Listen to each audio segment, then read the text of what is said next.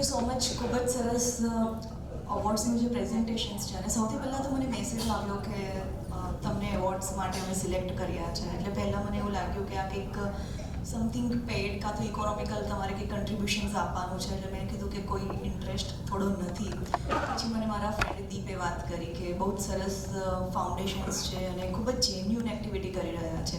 એટલે પછી મને મૌલિકભાઈએ જે રીતના વાત કરી, મેં કીધું હા, બહુ જ સરસ એક્ટિવિટીઝ આ ફાઉન્ડેશનથી થઈ રહી છે.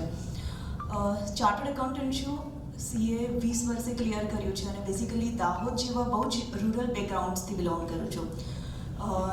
ટાઈમ્સથી પણ એવોર્ડેડ છું, ટાઈમ્સ 40/40. લાસ્ટ જસ્ટ ડિસેમ્બરમાં મને Saint Petersburg BRICS, Brazil, Russia, China, એમાં મને ઇન્ડિયાને પ્રેઝન્ટ કરવાનો પણ મોકો મળ્યો. જ્યારે ફાઇનાન્સના બેકગ્રાઉન્ડમાંથી આવી રહ્યો છું ત્યારે જસ્ટ હું બે વાત કરવા માગું છું કે મહિલાઓને અને ફિમેલ કેન્ડિડેટ્સને આપણે જ્યારે જોઈએ છીએ તો બે વસ્તુઓ મારા હિસાબે ખૂબ જ ઇમ્પોર્ટન્ટ છે. એક તો ફાઇનાન્શિયલ ઇન્ડિપેન્ડન્ટ, કે તમે જ્યારે મહિલા છો તો આપણે કોઈ પણ મહિલાઓની જર્ની જોઈએ છે. તો નાના હોય છે તો તમારા પેરેન્ટ્સ, મોસ્ટલી તમારા ફાધર બ્રેડ અને બટર અર્ન કરતા હોય છે, બધું તમારું ટેક કેર કરે છે. અને મોસ્ટ ઓફ ધ ટાઈમ જ્યારે આપણે કોલેજમાં હોઈએ છીએ તો આપણું ડ્રીમ એવું જ હોય કે યાર બહુ રીચ ફેમિલીમાં મેરેજ કરવા છે એટલે લાઈફ એકદમ સેટલ હોય, કશું જ કરવાની કંઈ જરૂર નથી, મારે એવું કરવું છે. એટલે બહુ જ બધા ગર્લ્સને એવા એમ્બિશન્સ હોય છે અને આપણે સાંભળતા હોઈએ છીએ અને પેરેન્ટ્સ પણ એવું જ ઈચ્છે કે આવું જ કંઈક થાય એટલે કશું કરવાની જરૂર રહે નહીં. બટ સમય ચેન્જ થઈ રહ્યો છે, the things are changing quite rapidly. જરૂરી નથી કે તમે તમારી દીકરીને જ્યાં પરણાવો છો, સમય અત્યારે બહુ સારો ચાલે છે, 5-10 વર્ષમાં એ જે યુનિકોર્ન કંપની છે એ કદાચ લિક્વિડેશન્સમાં અને IBCમાં હોય, ઇન્સોલ્વન્સીમાં હોય.